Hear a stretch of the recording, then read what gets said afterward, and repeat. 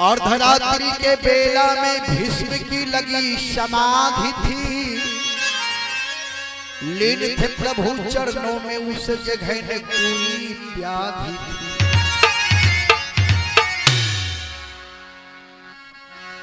द्रौपदी ने जाकर सर रखा चरणों में भीष्म पितामह के, चरणों में कौन झुका देखूं,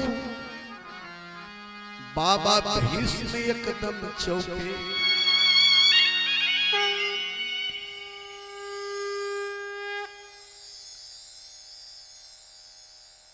द्रौपदी घूंघट लगाकर हाथ जोड़ करके खड़ी।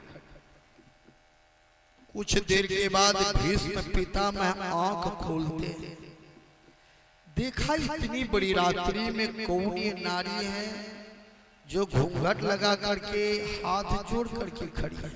ओह, ये तो साधन भजन करने वाली, ध्यान करने वाली नारी।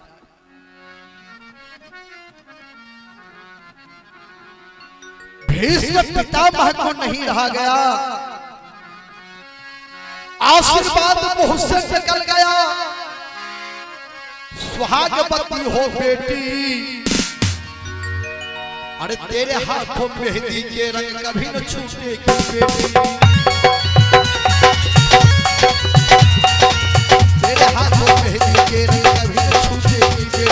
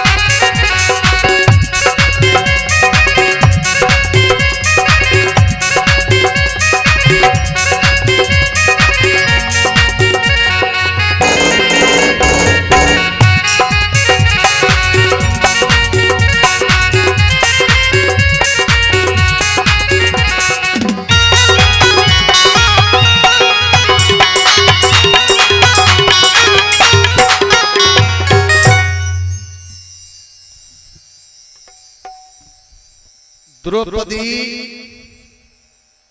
घूंघट लगा के खड़ी हैं हाथ जोड़कर। भीष्म पितामह को नहीं रहा गया, ये साधन भजन करने वाली नारी है, आशीर्वाद दे दिया, बेटी तुम सुहागवती हो। अब प्रतिज्ञा क्या किए हैं, कल पांचों भाई पांडव को मारूंगा। अभी आशीर्वाद दे रहे हैं कि बेटी तुम सुहागवती हो। सुहाग तुम्हारा अचल रहे, माथे से सिंदूर लो कभी खाली हो। वर देता हूं यह बेटी तुम वीर कुमारी वाली हो। वर देता हूं यह बेटी तुम वीर कुमारी वाली हो। वर देता हूं यह बेटी तुम वीर कुमारी वाली हो।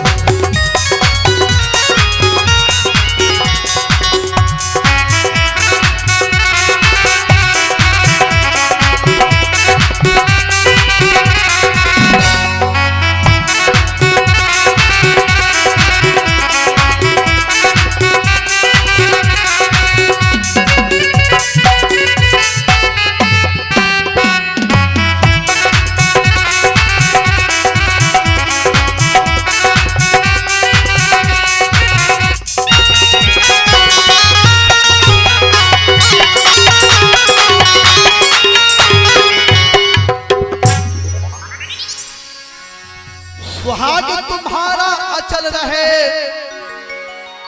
माथे से सिंदूर नो कभी खाली हो, बढ़ देता हो यह बेटी तुम वीर कुमारी वाली।